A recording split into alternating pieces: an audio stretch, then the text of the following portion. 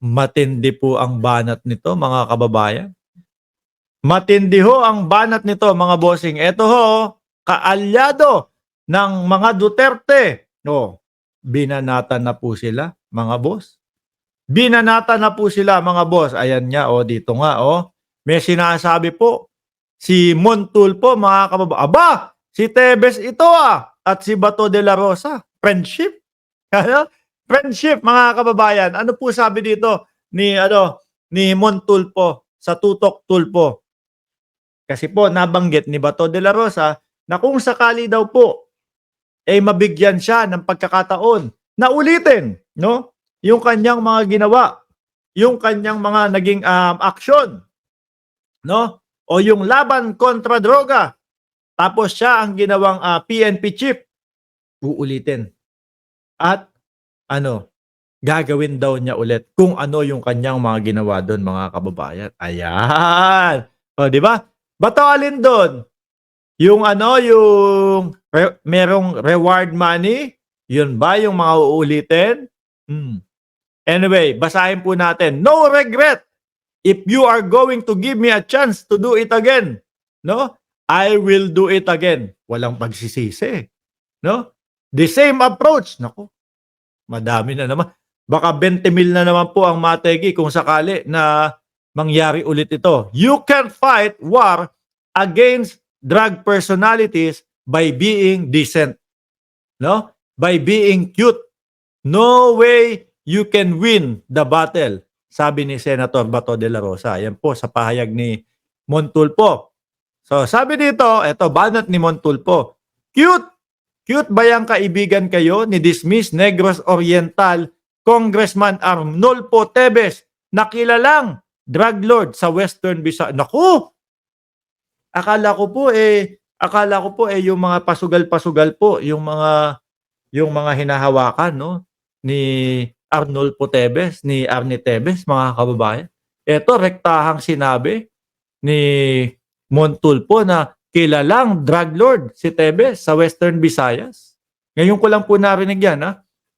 Sabi, bakit hindi ninyo sinali si Tebes sa drug list? Oh.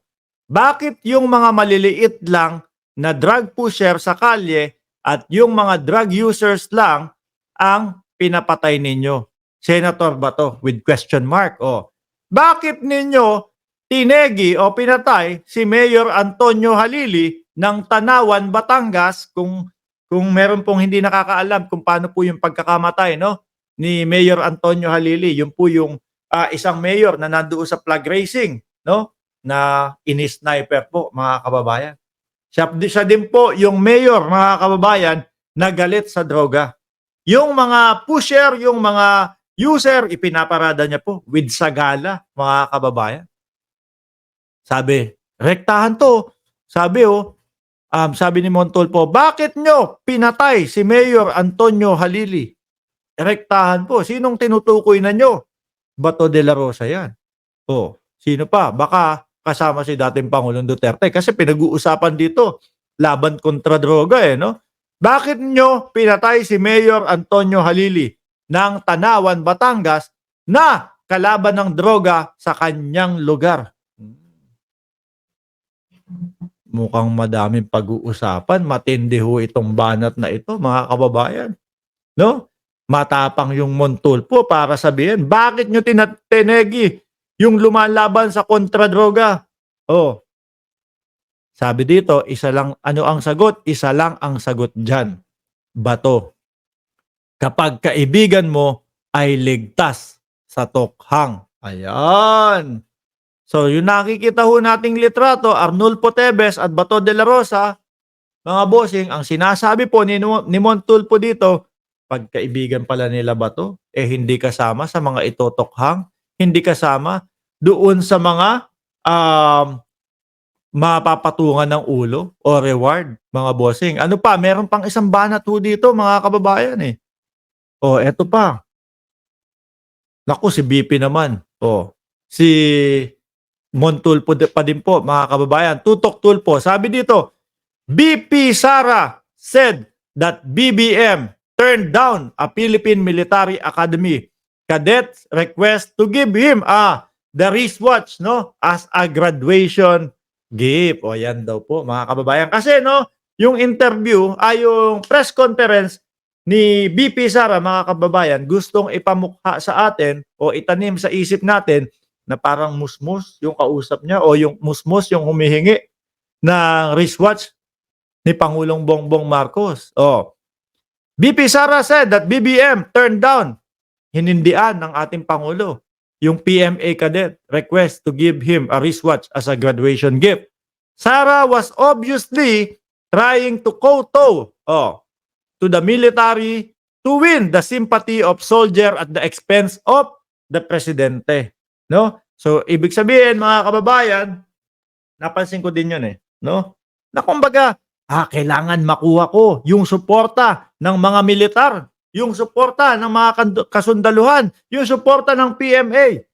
Para sa ganun, talikuran nila. Magmukhang masama ang presidente.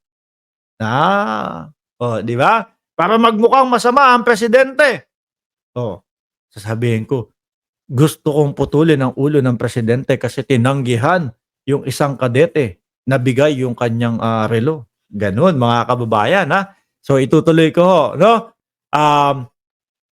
In the military, familiarizing, no, with superior is strictly forbidden. O yan.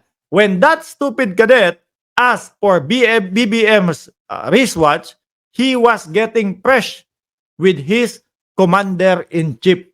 Bawal na bawal po. Kumbaga parang binababa mo yung moral no, ng PMA po, mga kababayan. Parang biglang, akin na lang yung relo mo, sir. Ganun, paano pagka natanggihan? Masama ang loob. Di ba?